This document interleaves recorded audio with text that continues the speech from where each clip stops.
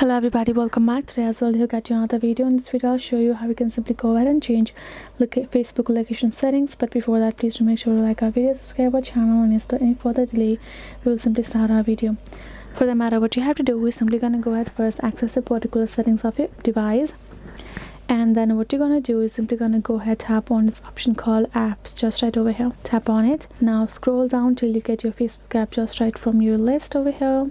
Let's say this is the one, and then here in the section you're going to find this option called permissions, right? Go ahead, tap on it, and now you can see allowed and not allowed, right? So for us, we haven't allowed our location. So if you have allowed location over there, you're simply going to tap on location permission, and you have three options: allow only while using the app, ask every time, or don't allow. If you simply don't want to give the app permission for your location, you can tap on this don't allow. If you wanted to ask, or simply tap on allow only while using the app. So whenever you open up or try to use a Facebook app, the permission will be allowed and it will simply detect your location. So you can choose either from the just right over here in the settings, and that is you can change it according to your need.